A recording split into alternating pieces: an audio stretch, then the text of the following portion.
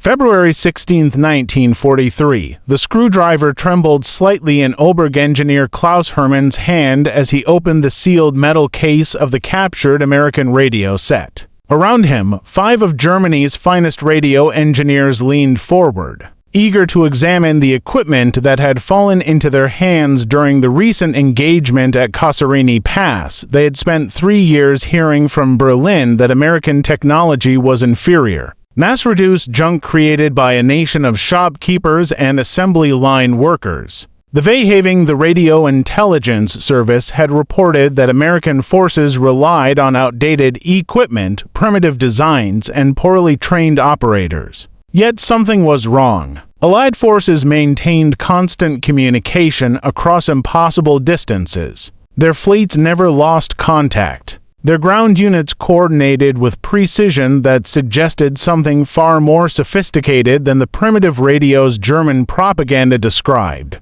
The case opened to reveal an SCR-508 radio set captured intact from an American M for Sherman tank destroyed in the Tunisian mountains. What Herman and his team discovered in the next 72 hours would shatter every assumption German military planners held about American industrial capacity, technical sophistication, and the future of the war. The mathematics of radio communications were about to reveal a truth more devastating than any battlefield defeat. The systematic examination of American equipment would expose not just a technological gap, but an industrial chasm so vast that Germany's defeat was already written in frequency crystals, automatic circuits, and mass production techniques that the right could never hope to match. The capture had begun on February 14, 1943, in the Kasserine Pass, General Irwin RMLS forces in a desperate counterattack against inexperienced. American troops had achieved a tactical victory, pushing the United States Second Corps back 50 miles and destroying over 100 American tanks. Among the wreckage, German technical intelligence teams moved quickly, searching for weapons, documents, and equipment that might reveal Allied capabilities. Hetman Friedrich Weber, commander of a signals intelligence detachment attached to the 21st Panzer Division, had standing orders to capture any American radio equipment intact. In a crater east of the pass, his team found an abandoned Sherman tank, its turret blown off by a German 88mm gun, but its radio compartment miraculously undamaged. Inside, Weber discovered not one but 2 complete radio sets. The SCR-508 designed for tank-to-tank communication and an SCR-510 receiver. Both were intact with their crystals, cables, and even the technical manual still secured in their mounting brackets. Weber immediately ordered the equipment transported to the nearest German technical facility, knowing that this discovery could provide invaluable intelligence about American communications capabilities. The radios arrived at Technical Testing Station 12 on February 16th. The facility hidden in an underground complex beneath Tunis housed Germany's best radio engineers, men who had designed the Wehrmacht's own communication systems. Ober-engineer Klaus Herman, former chief designer at Telefunken, led the examination team. With him were specialists in frequency generation, circuit design, manufacturing techniques, and signals intelligence. They began with external examination. The American radios were housed in heavy-gauge steel cases painted in olive drab with rubber gaskets protecting every seam and connector. Herman noted in his first report that the construction quality exceeded anything he had seen in German military equipment. The cases were designed to withstand water, dust, shock, and temperature extremes that would destroy most German radios. But it was when they opened the cases that the first shock came. Inside, everything was standardized, modular, and designed for mass production. Every component was identical to specifications documented in the accompanying technical manuals. There were no hand adjustments, no technician marks indicating individual tuning, no variations that would require skilled assembly. This was equipment designed to be built by the millions by semi-skilled workers in factories that could be multiplied across a continent. Lieutenant Hans Schreiber, a specialist in frequency control, examined the crystal units that determined the radio's operating frequencies. He had expected to find simple, inexpensive crystals, perhaps even salvaged civilian components. Instead, he discovered precision quartz crystal oscillators, each one ground to tolerances measured in parts per million, hermetically sealed in metal holders with specifications that would have required weeks of laboratory work in Germany. The SCCR-508 contained 10 crystal-controlled channels, each crystal individually packaged, interchangeable, and marked with exact frequency specifications. Schreiber counted the crystals twice, unable to believe what he was seeing. In Germany, crystal-controlled radios were limited to high-command units and aircraft where the expense and scarcity of precision crystals could be justified. Here in a standard American tank radio, 10 crystals were installed as casually as light bulbs. He carefully removed one crystal and examined it under magnification. The quartz was flawless, the electrodes perfectly aligned, the frequency marked precisely. This single crystal would have cost more than the entire German Fug 5 radio set in materials and labor. Yet, the Americans were installing 10 of them in every tank radio, and they had already produced thousands of Sherman tanks. The team's initial examination revealed even more disturbing facts. The radio operated on frequency modulation, FM, rather than the amplitude modulation, AM, that German radios used. FM was theoretically superior, providing static-free communication and resistance to interference, but it required significantly more complex circuits and precise frequency control. German engineers had considered FM for military applications but rejected it as too expensive and complicated for field use.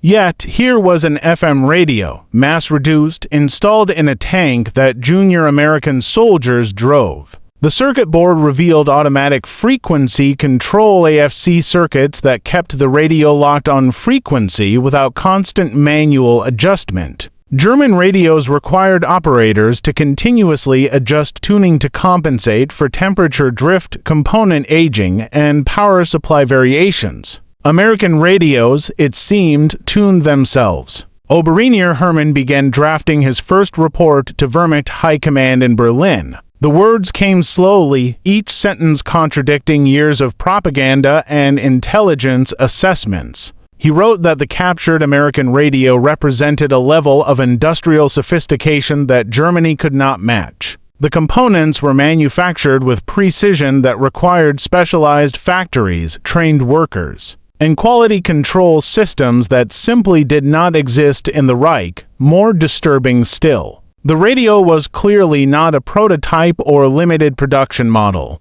Every aspect of its design screamed mass manufacturer. The Americans were building these radios by the thousands. Over the next 3 days, the team systematically tested every function of the captured radios. They connected the equipment to power supplies, antenna systems, and test instruments that filled the underground laboratory. What they discovered with each test deepened their growing sense of dread. The SCR-508's transmitter produced 25 watts of clean FM signal on any of 10 selectable channels. The switching mechanism that selected channels was elegant, reliable, and required no technical knowledge to operate. A tank commander simply rotated a knob to select a preset crystal, and the radio automatically switched frequencies, retuned its circuits, and maintained perfect transmission quality. In German radios, changing frequencies required a trained operator to manually adjust multiple controls, replace coils, and spend several minutes retuning the equipment. Range tests proved even more disturbing. Using a captured American whip antenna, the team established contact with a monitoring station 20 kilometers away. The FM signal came through clearly without the static fading and interference that plagued German AM communications. Even when they deliberately introduced electrical noise from a tank engine, the FM receiver's limiter circuit stripped away the interference, delivering clean audio that German operators could only dream about. Lieutenant Schreiber focused his examination on the crystal oscillator circuits. He traced every component, measured every voltage, and documented the design in meticulous detail. What he found confirmed his worst fears. The crystal control system was not just sophisticated. It was impossible to duplicate with German manufacturing capabilities. Each crystal oscillator required a precisely cut quartz plate ground to specific dimensions measured in thousandth of a millimeter. The crystals were then mounted in evacuated or gas fill holders with electrode spacing controlled to tolerances that German factories could not achieve in mass production.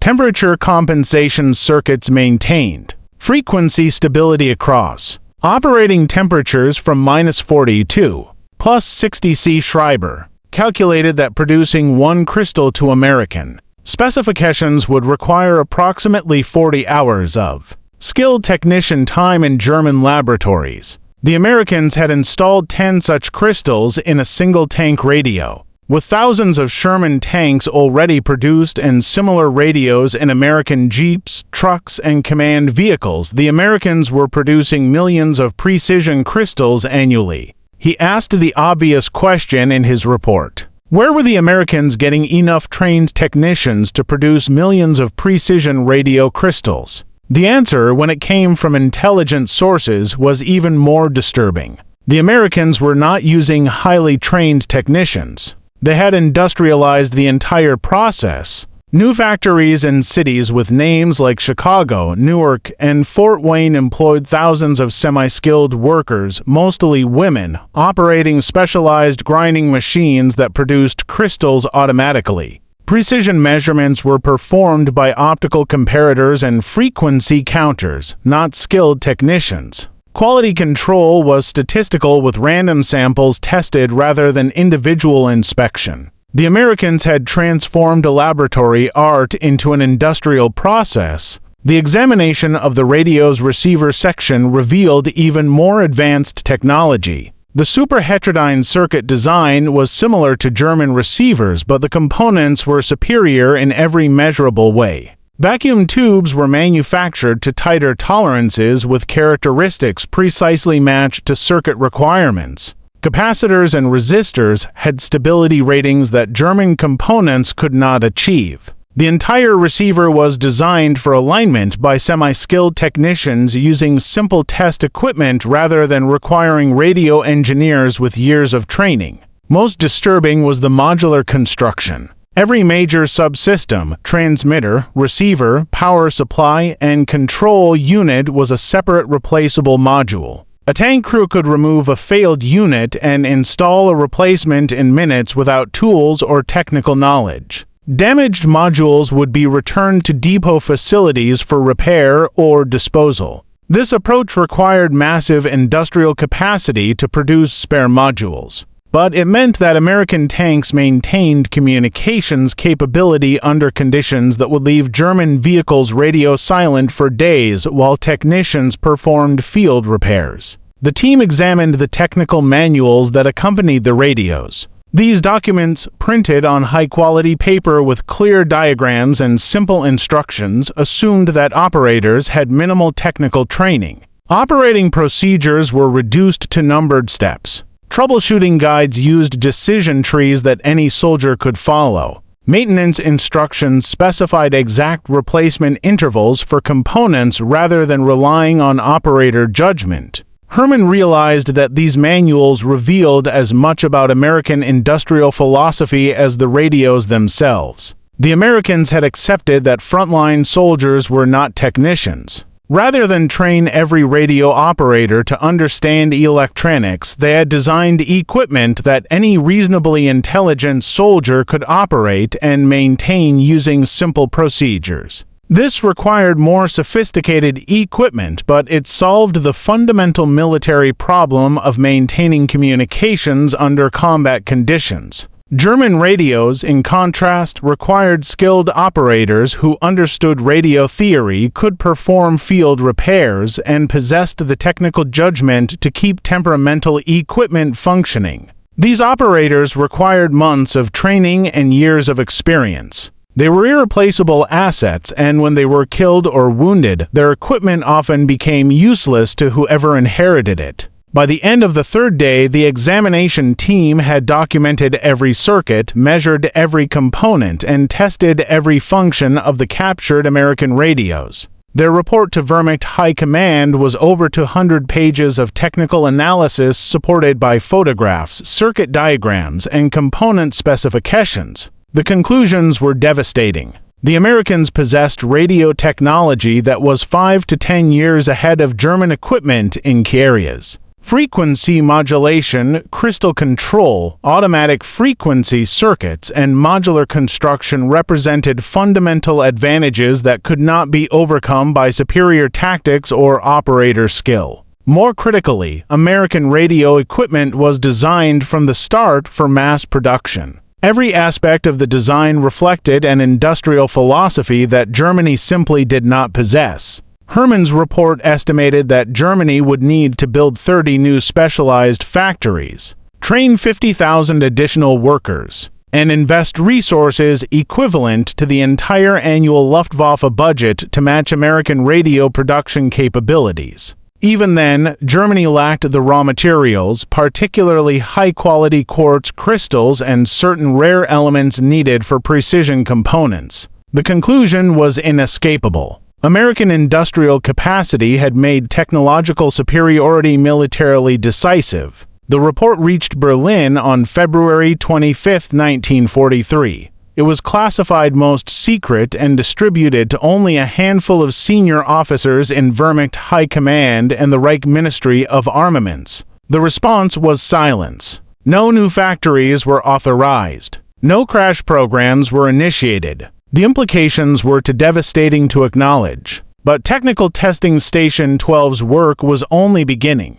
Over the following months, more American equipment fell into German hands. Each capture provided new evidence of American technical and industrial superiority. An SCR-30 radio, the famous backpack walkie-talkie, revealed FM technology, miniaturized into a portable unit that weighed only 18 pounds. Yet provided reliable communications up to 5 kilometers. German portable radios of comparable range weighed over 40 pounds and required external battery packs that added another 20 pounds. And 299 Seychelles rupees captured in Sicily in July 1943 stunned the examination team. This was a mobile long-range communications station installed in a truck with an integrated power generator. The transmitter produced 350 W of power across a frequency range from 2 to 18 Hz with crystal-controlled stability and the ability to change frequencies in minutes rather than hours. The SCR-99's associated receiver was a helicrodine design with 15 vacuum tubes, multiple conversion stages, and a crystal filter for improved selectivity. German long-range communications equipment of similar capability existed, but only in fixed installations requiring building-sized antenna systems and dedicated power plants. The Americans had packaged equivalent capability in a vehicle that could be driven anywhere and set up in an hour. Each examination revealed the same pattern. American equipment was designed for operation by minimally trained users, mass production by semi-skilled workers, and maintenance by following simple procedures. German equipment required skilled operators, hand assembly by trained technicians, and field repairs by electronics experts. One philosophy scaled to millions of units and global deployment. The other did not. The technical intelligence reports flowing from Tunisia, Sicily, and later Italy documented not just individual radio sets, but an entire communications philosophy. American forces maintained constant contact from squad level to theater command through multiple layers of radio networks. Platoons had SCR-536 handy-talkies. Companies had 300 Seychelles rupees backpack radios. Battalions had vehicle-mounted SCR-508 and 608 sets. Regiments had SCR-193 and 299 long-range equipment. Each level could communicate with the levels above and below, creating a web of connectivity that German forces could not match. More critically, all American radios used compatible frequency systems and interoperable equipment. A forward observer within 300 Seychelles rupees could contact an artillery battalion 20 kilometers away using an SCR-608 because both used FM on compatible frequencies with crystal-controlled stability. German forces, in contrast, operated multiple incompatible radio systems, each requiring different frequencies, different modulation types, and different operating procedures. By summer 1943, German signals intelligence had documented over 50 different American military radio types, from handheld transceivers to airborne command sets. Production estimates derived from captured serial numbers and intelligence reports suggested that American factories were producing over 100,000 military radio sets monthly. German production, including all services and types, reached approximately 15,000 units monthly at peak capacity. The examination teams began analyzing captured American manufacturing documentation. Technical orders, parts lists, and maintenance manuals revealed the infrastructure behind American equipment. Components were standardized across multiple radio types. Vacuum tubes used common base configurations. Crystals followed standard holder designs. Even screws, nuts, and bolts followed unified thread standards that allowed interchangeability. This standardization meant that American factories could shift production between different radio types without retooling. A plant producing SCR-508 transmitters could switch to SCR-608 units by changing only a few fixtures and component types. Parts from one radio type could often be salvaged to repair others. The entire system was designed for flexibility and scale. German manufacturing, in contrast, used custom components for each equipment type. The FUG-5 tank radio shared almost no parts with the FUG-10 aircraft radio. Despite similar electrical functions, each type required dedicated production lines, unique test equipment, and specialized spare parts inventory. Changing production priorities required months of retooling and retraining. Oberengineer Herman transferred to a larger technical intelligence facility in northern Italy by autumn 1943. It spent increasing time analyzing American manufacturing methods rather than just equipment design. His reports to Berlin evolved from technical assessments of radio circuits to strategic warnings about industrial capacity. He documented the American electronics industry's explosive growth. Companies with names like Galvan Manufacturing, later called Motorola, had transformed from small radio manufacturers into massive military contractors.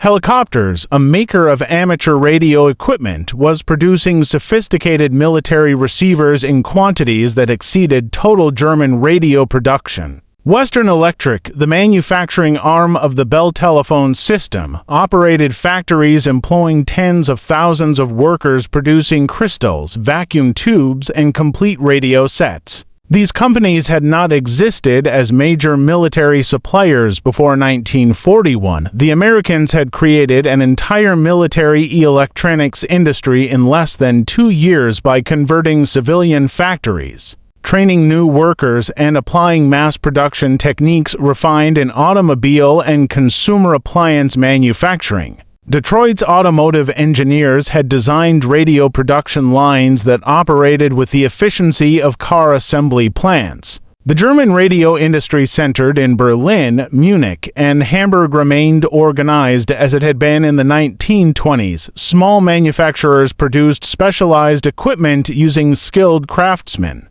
Production quantities were measured in hundreds per month, not thousands per week. Quality was maintained through individual inspection and hand adjustment, not statistical process control. Automated testing. Herman's December 1943 report to the Reich Ministry of Armaments was titled The American Radio Industry, an assessment of industrial capacity and strategic implications. It documented American electronics production in devastating detail. United States industry was producing annually what would take Germany 20 years to manufacture. The gap was not just technological. It was industrial, organizational, and philosophical. The report estimated that American factories could produce enough military radios to equip 1,000 divisions, though the Americans only fielded approximately 90 divisions. The surplus capacity meant that American forces had unlimited replacement equipment.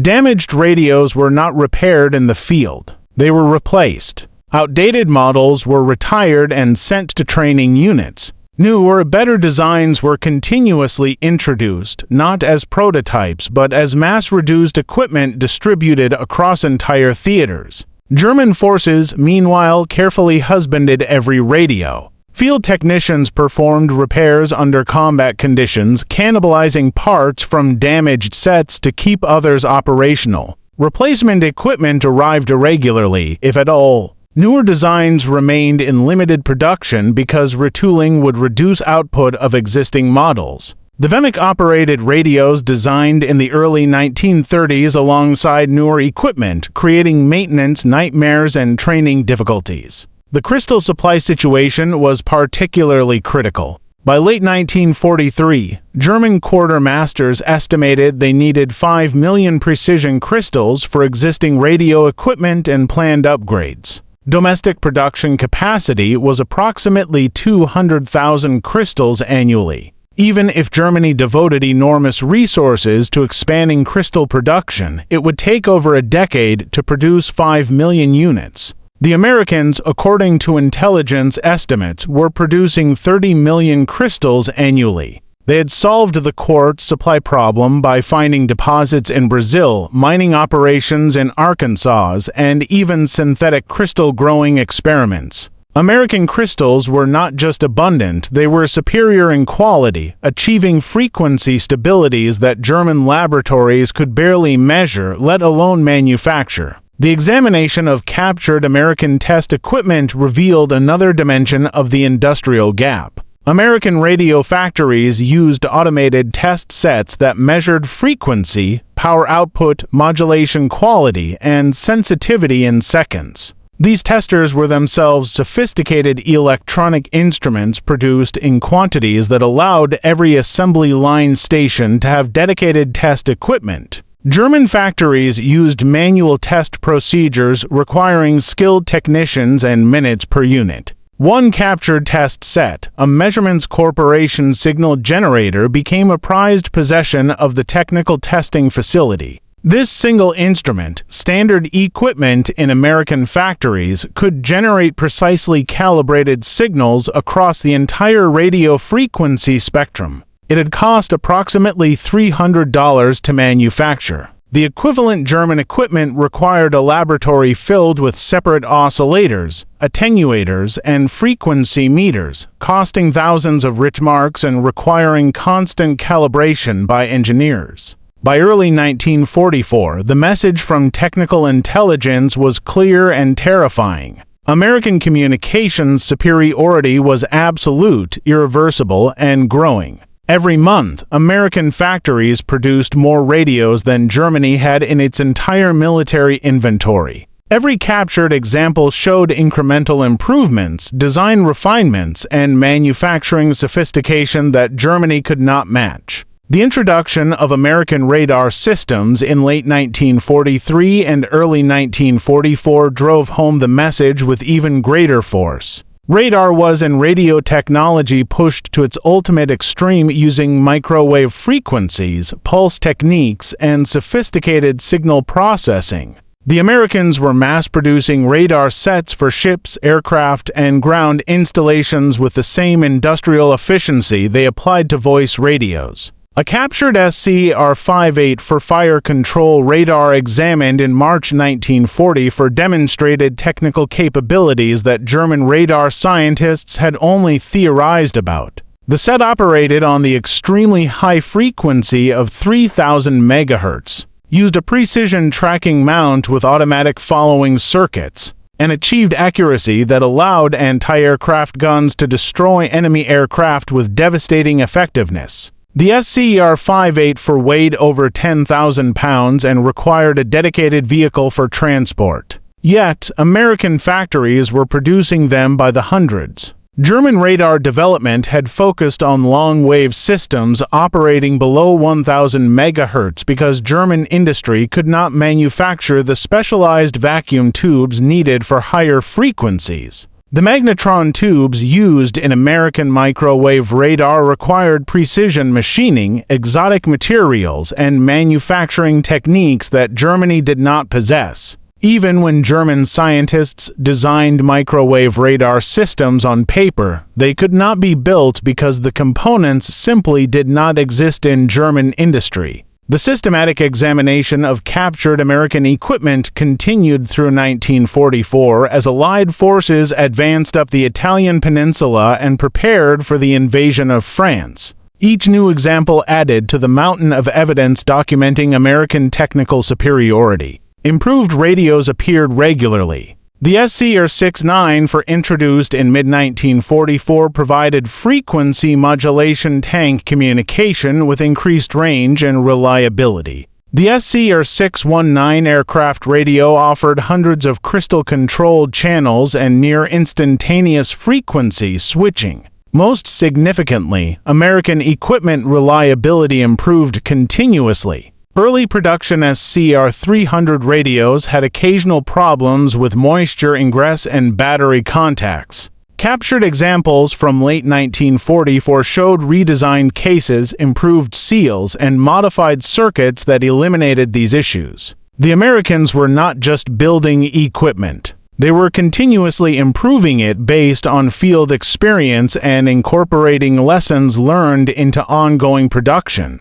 German equipment, in contrast, often degraded in quality. As the war progressed, material shortages forced substitution of inferior components. Skilled workers were drafted into combat units, replaced by less experienced personnel. Quality control suffered as factories focused on quantity over reliability. Radios that should have lasted for years began failing after months of service. By the time of the Normandy invasion in June 1944, German technical intelligence had documented the complete picture of American communications superiority. Allied forces landing in France carried more radios than the entire German army possessed. Every Allied company had radio contact with battalion headquarters. Every Allied battalion could reach division command. Artillery forward observers directed fire from dozens of kilometers away with perfect accuracy because their radios never lost contact.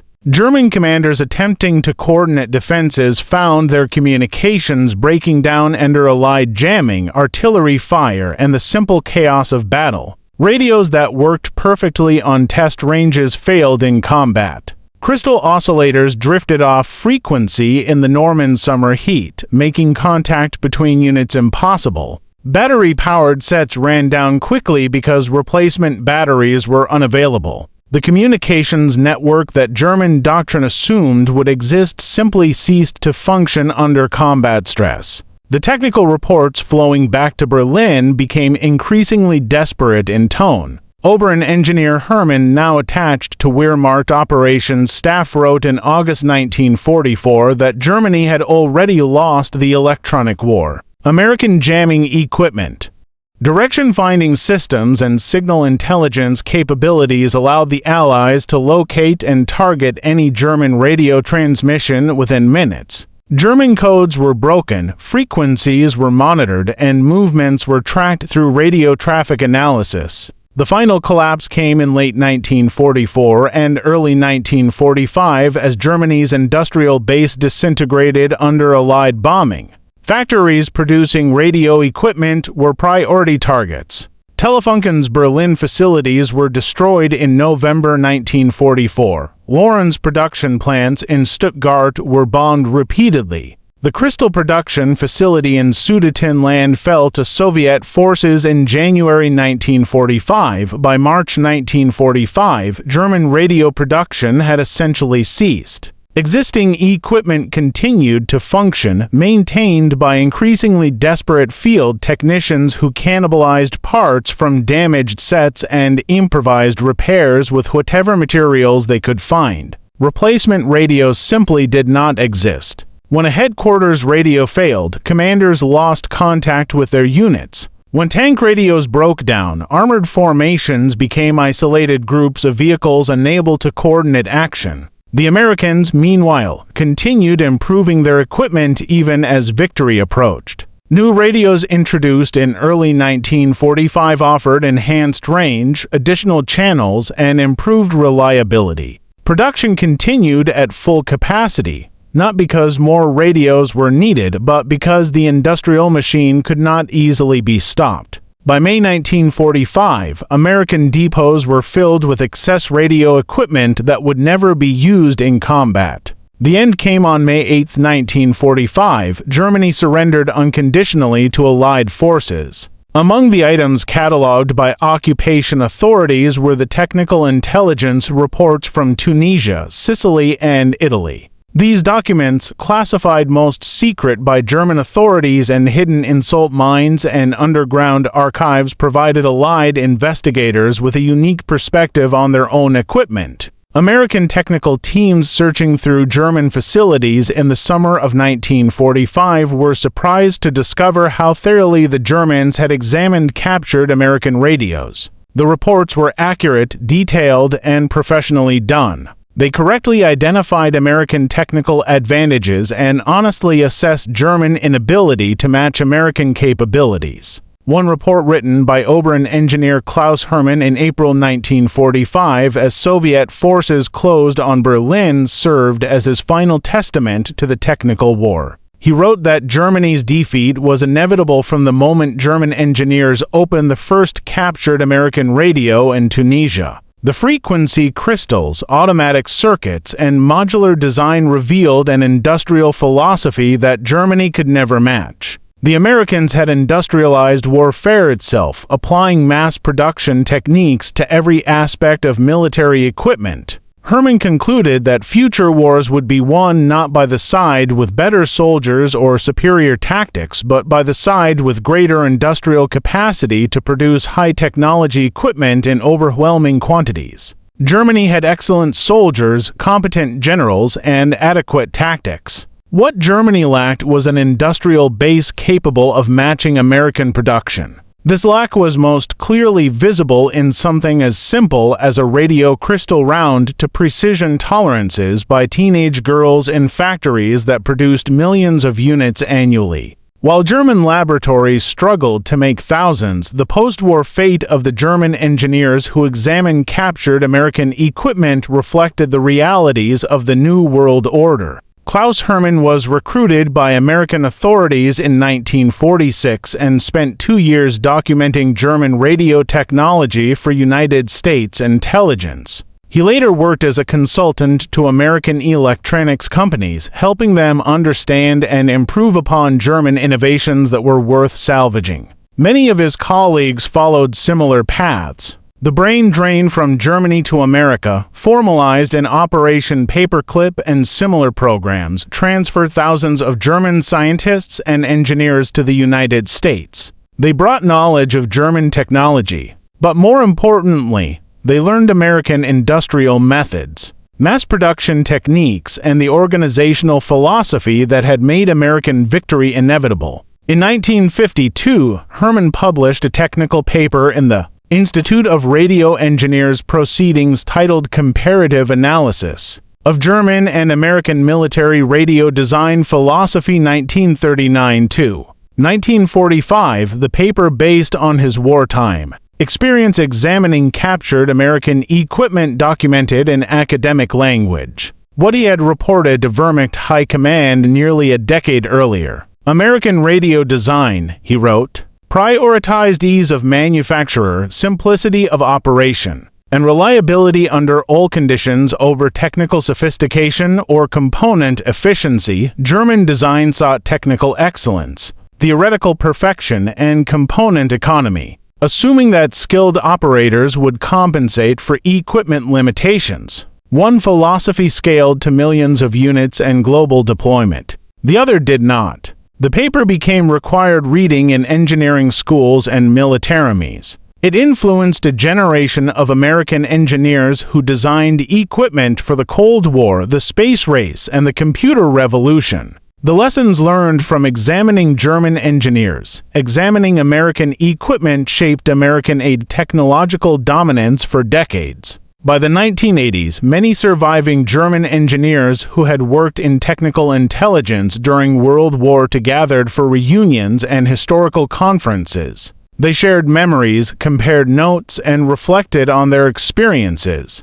Klaus Herman, then in his 70s, gave presentations on his work examining captured American radios in Tunisia and Italy. At a conference in Munich in 1986, he displayed photographs of the first SCR-508 his team had examined in February 1943. The images showed young German engineers leaning over the open radio case, measuring circuits, documenting components, and struggling to understand what they were seeing. Herman told his audience that the moment they removed the first crystal holder and saw 10 precision oscillators installed in a standard tank radio, he knew Germany had already lost the war. The frequency crystal, a small quartz wafer ground to exact dimensions, represented the intersection of physics, engineering, and industrial organization. It was not a complex device in principle. Any competent laboratory could produce one, but to produce millions to a standard quality level with perfect interchangeability at a cost low enough for installation in every military radio required an industrial infrastructure that Germany simply did not possess. That infrastructure created in America between 1941 and 1945 did not dissolve when the war ended.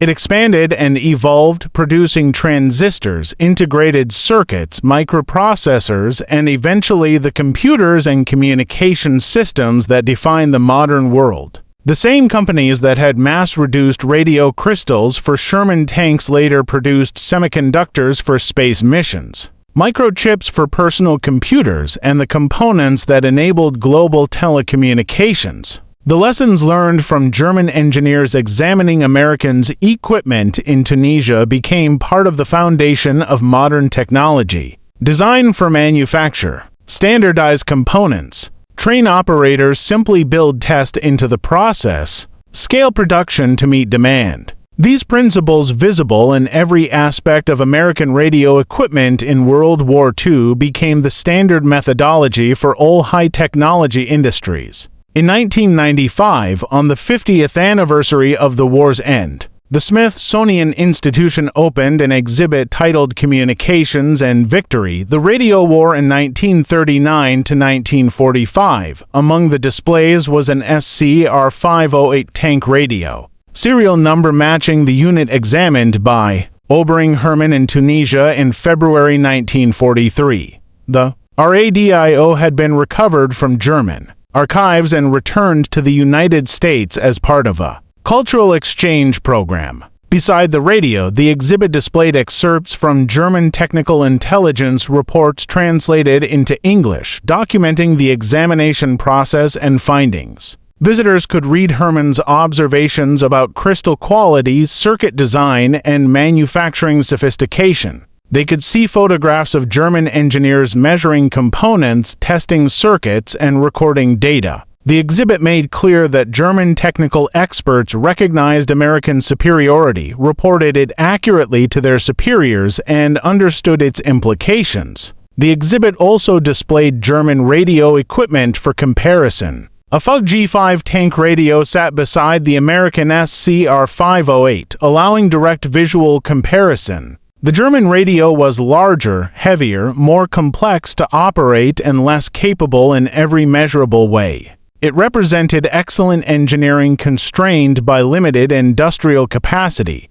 The American radio represented adequate engineering multiplied by unlimited industrial resources. The curator's notes explained that the exhibit was not about praising American technology or denigrating German equipment. Both sides had competent engineers who designed effective equipment within their constraints. The difference was not intelligence, training, or theoretical knowledge. The difference was industrial philosophy and manufacturing capacity. Americans built systems that worked reliably when operated by minimally trained users. Germans built systems that worked brilliantly when operated by highly trained experts. One approach scaled to global war. The other did not. The final display in the exhibit was a small glass case containing a single radio crystal recovered from the SCR-508 examined in Tunisia. The crystal, no larger than a postage stamp, was precisely cut quartz in a hermetically sealed metal holder. The label explained that this crystal, one of 10 installed in a standard American tank radio, represented approximately 40 hours of German skilled labor to duplicate.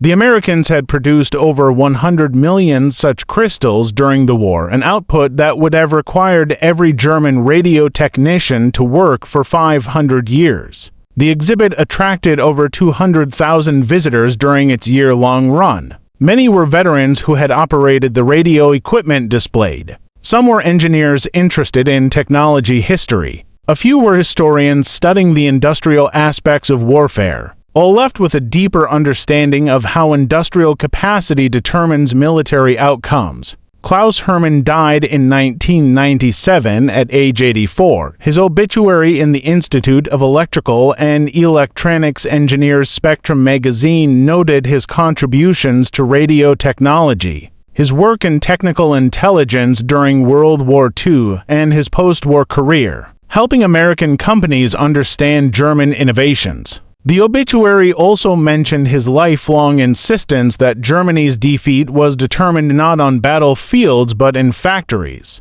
Not by soldiers but by production workers, not through tactical failures but through industrial limitations. His papers donated to the Deutsches Museum in Munich included over 2,000 pages of technical reports, circuit diagrams, component specifications, and strategic assessments written between 1943 and 1945. These documents provided historians with detailed insight into how German technical experts viewed American equipment and what they reported to Wehrmacht High Command. Perhaps the most poignant document in the collection was a personal letter Herman wrote to his wife in April 1945 as Berlin fell to Soviet forces. He had sent his family to relatives in Bavaria months earlier and remained in Berlin performing final technical assessments until ordered to evacuate. In the letter, he wrote that he was about to destroy all classified documents and equipment to prevent capture.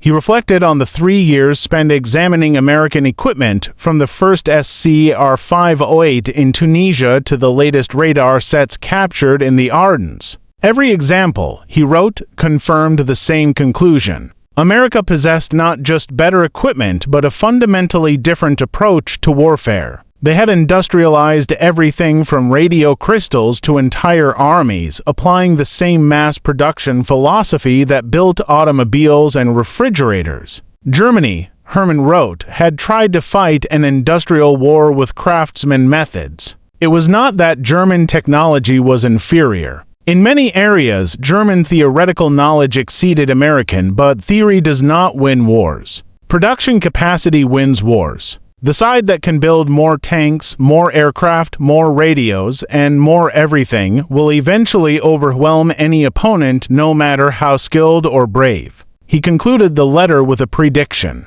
The next war, if it came, would be even more industrial than the last. Victory would go to the nation with the greatest manufacturing capacity, the most advanced technology, and the ability to produce precision components in unlimited quantities. America had demonstrated these capabilities between 1941 and 1945. Any future opponent would need to match or exceed American industrial power, something Herman believed was impossible for any single nation. History proved him correct. The Cold War that followed World War II became a competition of industrial capacity, technological innovation, and manufacturing capability. The Soviet Union, despite continental resources and massive population, could not match American electronics production, computer technology, or industrial automation. The gap that Herman identified in radio crystals in 1943 expanded to encompass semiconductors, microprocessors, and integrated circuits. The story of German technicians examining captured American radio equipment is ultimately a story about industrial warfare and the revolution in manufacturing that occurred in America during World War II.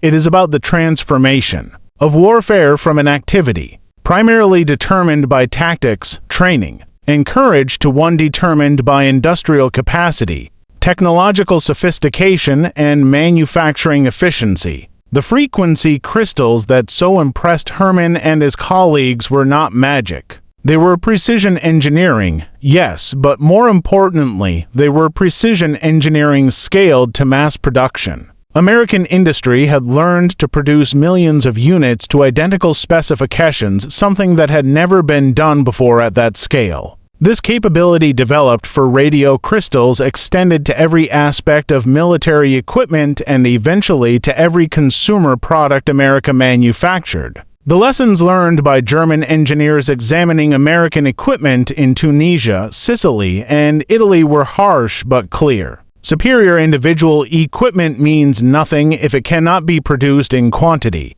Sophisticated technology is useless if operators cannot reliably use to it. Theoretical excellence is worthless if manufacturing cannot achieve it consistently. Industrial capacity properly organized and directed defeats everything else. These lessons, purchased at the cost of Germany's defeat, became the foundation of modern manufacturing philosophy. Design for production, build in quality, train users effectively, support equipment properly, scale to demand. The principles visible in American radio equipment in World War II now govern global manufacturing in every industry. In the end, the story that began with Obering engineer Klaus Herman opening a captured radio case in Tunisia in February 1943 concluded with the complete transformation of how nations prepare for and conduct warfare. The radio crystal, that small piece of precision-engineered quartz, became a symbol of the Industrial Revolution in military affairs.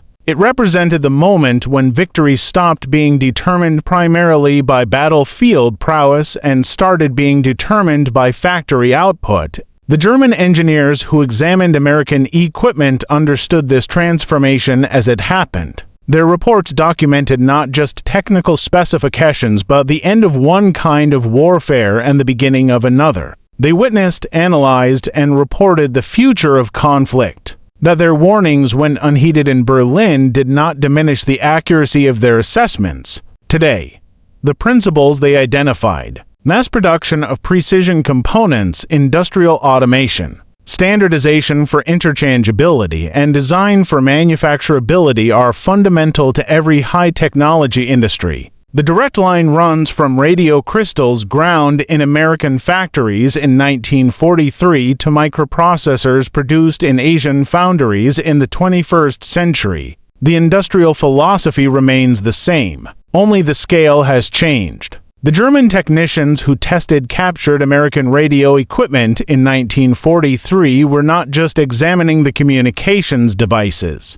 They were witnessing the future of warfare, technology, and industrial organization. Their detailed reports, classified and filed away during the war, eventually became historical documents that explained not just why Germany lost, but how industrial capacity determines the outcome of modern conflicts. Their conclusion, written in technical language but unmistakable in meaning, was that Germany had challenged the world's greatest industrial power with inadequate manufacturing capacity. The radio crystal, precisely ground quartz oscillator produced by teenage American girls in quantities Germany could never match, told the entire story. Industrial warfare demands industrial capacity. Without it, no amount of tactical skill, technological innovation, or individual courage can achieve victory. That lesson, learned by German engineers examining American radio equipment in underground laboratories across occupied Europe, remains relevant today.